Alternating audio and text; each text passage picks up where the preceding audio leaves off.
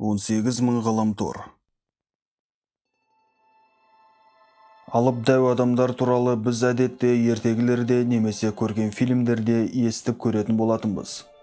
Алайда әлемнің әр түкпірінде адамның мөлшерінен тыс үлкен денелі тіршілік иелерінің сүйектері табылуда.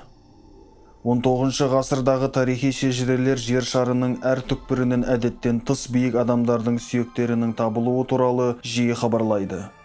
1821 жылы ақшта Теннесси штатында ежелгі тас қабырғаның қирандылары табылды. Оның астында биіктігі 215 см болатын екі адам қаңқасы бар. Висконсин штатында 1879 жылы астық қоймасын салу кезінде қалыңдығы мен өлшемі таңғаларлық үлкен омыртқалар мен бас сүйектері табылды деп хабарлайды газет жазбасы. 1883 жылы Юта штатында өте ұзын бойлы 195 см адамдардың жерленген жерлері бар бірнеше қабір төбелері табылды. Бұл аборигендік үндістердің орташа биіктігінен кемінде 30 см-ге жоғары. Соңғылары бұл жерлеуді жасамады және олар туралы ешқандай ақпарат бере алмады. 1885 жылы Пенсильванияда үлкен қабір төбесінде биіктігі 215 см-лік қаңқасы бар тас крипт табылды. Крипт қабырғаларында адамдардың, құстардың және жануарлардың қарайбір бейнелері ойылған. 1899 жылы Германиядағы Рур облысының кеншілері биіктігі 210-нан 240 см-ге дейінгі адамдардың қазба қаңқаларын тапты. 1890 жылы Египетте археологтар ішінде 2 метрлік қызыл шашты әйел мен нәрестенің мумиялары мен саз табыты бар тас саркофагты тапты. Мумияның бет әлпеті мен дене бітімі ежелгі мысырлықтардан қатты ерекшеленеді.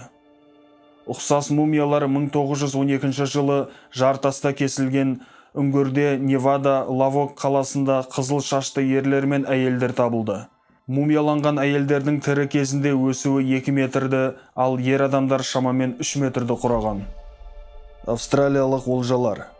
1930 жылы Австралиядағы Басарас маңында кеншілер яшманның дамуында адамның үлкен аяқтарының тасқа айналған іздерін жиі таба бастады. Қалдықтары Австралияда табылған алып адамдардың нәсілін антропологтар мегантроптар деп атады. Бұл адамдардың өсуі 210-нан 365 см-ге дейін болды. Мегантроптар гигантопиктерге ұқсас. Олардың қалдықтары Қытайда табылған жақ сынықтары мен көптеген тістерге қарағанда Қытай алыптарының биіктігі 3-тен 3,5 метрге дейін, ал салмағы 400 кг. Басарас маңында өзен шөгінділерінде үлкен салмақпен өлшемдегі тас артефактылар болды. Яғни шоқпарлар, шыбықтар, қашаулар, пышақтар мен балталар. Қазіргі заманғы Homo sapiens салмағы 4-тен 9 келіге дейін құралдармен жұмыс істей алмайды. 1985 жылы мегантроптардың қалдықтары үшін аймақта арнайы зерттеген антропологиялық экспедиция жер бетінен 3 метр тереңдікте қазба жұмыстарын жүргізді. Австралиялық зерттеушілер биіктігі 67 және ені 42 мм болатын тасқа айналған азу тісін тапты. Тіс иесінің бойы кем дегенде 7,5 метр, салмағы 370 кг болу керек еді. Көмірсутекті талдау табылғандардың жасын 9 миллион жылдыққа теңеді. 1971 жылы Квинслендте фермер Стивен Волкер егістігін жыртып жатқанда биіктігі 5 см болатын тістері бар үлкен жақ сынығына тап болды. 1979 жылы Көктаулардағы Мегалонг алқабында жергілікті тұрғындар үлкен бес саусақты аяқтың бір бөлігін ізін көрсететін ағын бетінен шығып тұрған үлкен тасты тапты. Саусақтардың көлденең өлшемі 17 см болды. Егер бұл із толығымен сақталса, оның ұзындығы 60 см болар еді. Демек 6 метрлік адам із қалдырған. Малгоа маңында ұзындығы 60 см, ені 17 см болатын 3 үлкен аяқ із табылды. Алыптың қадамының ұзындығы 180 см-ден өлшенді. Іздер миллиондаған жылдар бойы тасқа айналған лавада, егер эволюция теориясын дұрыс деп санаған кезде, Австралия континентінде Homo sapiens пайда болғанға дейін сақталды. Үлкен іздер жоғарғы Маклей өзенінің Әктас арнасында да кездеседі. Бұл саусақ іздерінің ұзындығы 10, ал аяқ ені 25 см. Австралияның аборигендері континенттің алғашқы тұрғындары емес екені анық. Бір қызығы, олардың фольклорында бір кездері осы аумақта өмір сүрген алып адамдар туралы аңыздар бар. Алып туралы басқа да куәліктер. Қазір Оксфорд университетінің кітапханасында сақталған тарих және ежелгі дәуір деп аталатын көне кітаптардың бірінде орта ғасырларда Камберлендте жасалған алып қаңқа табылғаны туралы есеп бар. Алпауыт 4 ярд тереңдікте жерге көміліп, оның қылышы мен жауынгерлік балтасы оның жанында жатыр. Қаңқаның ұзындығы 4,5 ярд, яғни 4 метр, ал үлкен адамның тістері 6,5 дюйм, яғни 17 сантиметр. 1877 жылы Невадада барлаушылар шөлді таулы аймақта алтын жуумен жұмыс істеді. Жұмысшылардың бірі кездейсоқ жартастың үстінен шығып тұрған нәрсені байқады.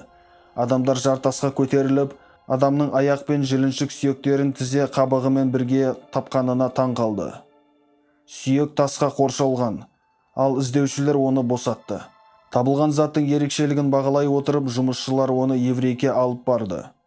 Аяқтың қалған бөлігі салынған тас кварцит болды, ал сүйектерінің өзі қарайып кетті, яғни бұл олардың көне жасын көрсетті. Аяқ тізеден жоғары сынған, және тізе буыны жіліншік пен аяқтың толық сақталған сүйектері болған. Бірнеше дәрігер сүйектерді тексеріп, аяғы сөзсіз адамға тиесілі деген қорытындыға келді. Бірақ табудың ең қызықты аспектісі аяқтың өлшемі болды. Тізеден аяққа дейін 97 сантиметр. Бұл аяқ-қолдың иесі тірі кезінде 3 метр 60 сантиметр болатын. Кварциттің жасы одан да жұмбақ болып шықты. 185 миллион жыл, яғни динозаврлар дәуірі. Жергілікті газеттер сенсация туралы үздіксіз хабарлады. Мұражайлардың бірі қаңқаның қалған бөліктерін табуға үміттеніп, зерттеушілерді табылған жерге жіберді. Бірақ өкінішке орай басқа ештеңе табылған жоқ. 1936 жылы неміс палеонтологы және антропологы Ларсен Коль орталық Африкадағы Элизе көлінің жағасында алып адамдардың қаңқаларын тапты. Жаппай қабірге жерленген 12 адамның тірі кезінде бойы 350-ден 375 сантиметрге дейін болған. Бір қызығы, олардың бас сүйектерінде иектері қиғаш және екі қатар жоғарғы және төменгі тістері болған. Екінші дүниежүзілік соғыс кезінде Польша аумағында атылғандарды жерлеу кезінде биіктігі 55 сантиметр болатын, яғни қазіргі ересек адамнан 3 есе үлкен тасқа айналған бас сүйек табылғаны туралы дәлелдер бар. Бас сүйегіне тиесілі алыптың өте пропорционалды ерекшеліктері болды және биіктігі кемінде 3,5 метр. Иван Сандерсон әйгілі зоолог және 60-шы жылдары танымал америкалық бүгін кешке шоуының жиі қонағы бір кездері Алан Макширден алған хат туралы қызықты оқиғамен бөлісті. Хаттың авторы 1950 жылы Аляска жолының құрылысында бульдозер болып жұмыс істеді. Ол жұмысшылар қабірлердің бірінен екі үлкен тасқа айналған бас сүйектерді, омыртқалар мен аяқ сүйектерін тапқанын хабарлады. Бас сүйектерінің биіктігі 58 сантиметр, ені 30 сантиметрге жетті. Ежелгі алыптардың екі қатарлы тістері және пропорционалды емес жалпақ бастары болған, әр бас сүйегінің жоғарғы бөлігінде ұқыпты дөңгелек кесік болған. Тағы да бір айта кететін жайт, сәбилердің бас сүйектерін деформациялау әдеті өсіп келе жатқанда, ұзартылған пішінге ие болу үшін Солтүстік Американың кейбір үнді тайпаларында болған. Омыртқалар бас сүйектері сияқты қазіргі адамға қарағанда 3 есе үлкен болды. Төменгі аяқтың сүйектерінің ұзындығы 150-ден 180 сантиметрге дейін жетеді. Оңтүстік Африкада 1950 жылы гауһар тастарда биіктігі 45 сантиметр болатын үлкен бас сүйегінің сынықтары табылды. Қас сүйектерінің үстінде кішкентай мүйіздерге ұқсайтын екі оғаш шығыңқы жерлер болды. Антропологтар табылған бас сүйегінің жасын анықтады. Шамамен 9 миллион жыл.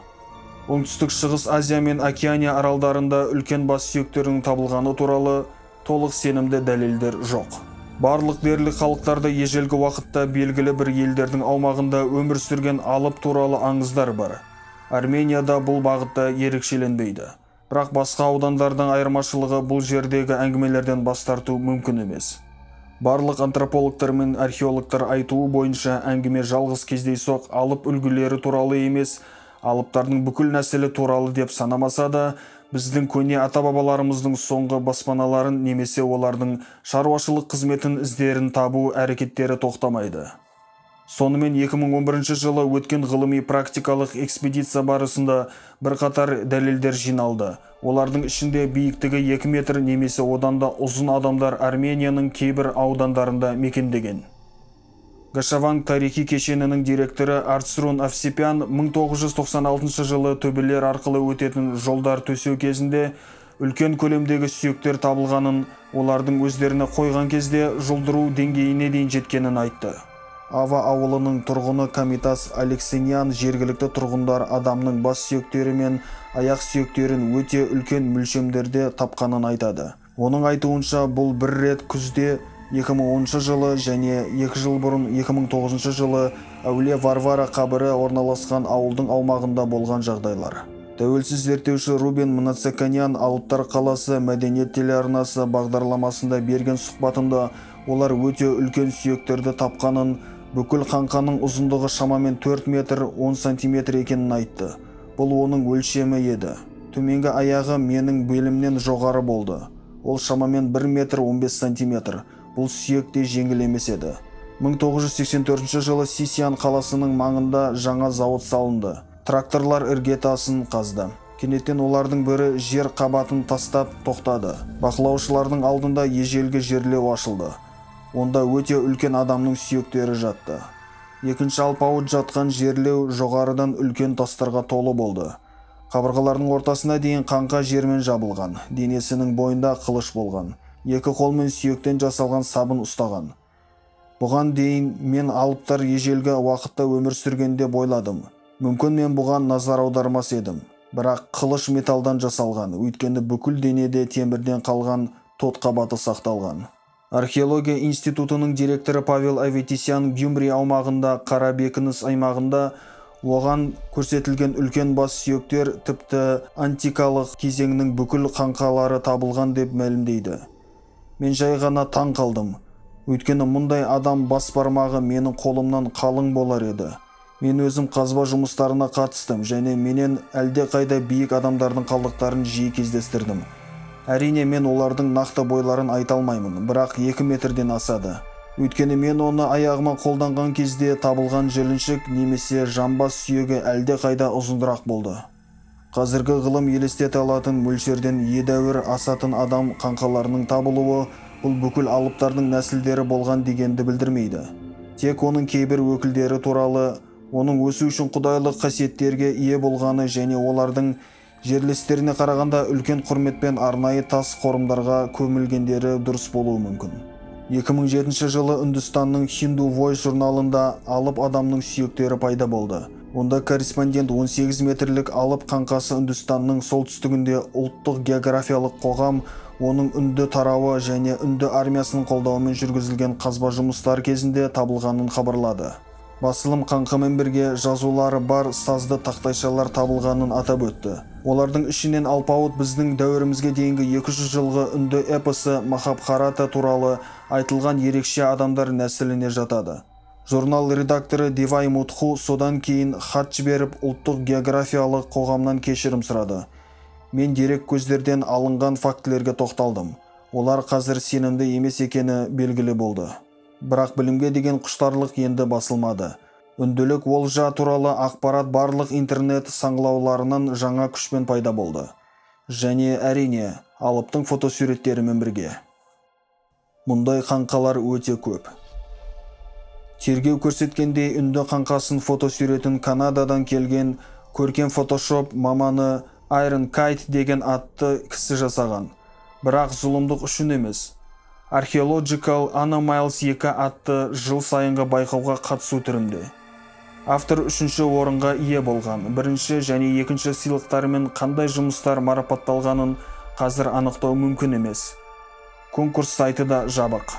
Қатысушыларға таңғажайып археологиялық олжа ойлап табу ұсынылды.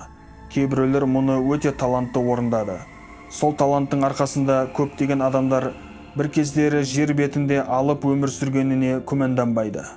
Iron Kite National Geographic News'қа пошта арқылы тек жоғары көркемдік мақсаттарды көздегенін және кейінгі ақмақтарға ешқандай қатысы жоқ екенін айтты. Бірақ ол өзінің атын ашқысы келмейді. Бәледен аулақ. Қаңқа үшін фон мен археологиялық орта ретінде қызмет еткен түпнұсқа суретте табылды. Сурет 2000 жылы Нью-Йорктегі Гайд паркте нақты қазба орнында түсірілген. Мұнда пілдің тарихқа дейінгі туысы мастодонның қаңқасы табылды. Алыптың үнді қаңқасы туралы бір ғана нәрсе түсініксіз болып қалды. Оның рөлін кімнің сүйектері орындады? Ал осыған жол ашқан Айрон Киттің артынан ізбасарлары пайда болған сияқты. Ал қазір интернетте алып қаңқалары өте көп. Ал сіздер қалай ойлайсыздар? Бұл оқиғаның бәрі шынайы ма? Әлде жай аңыз ба? Бірақ жел тұрмаса шөптің басы қимылдамайды дейді. Жоқ әлде...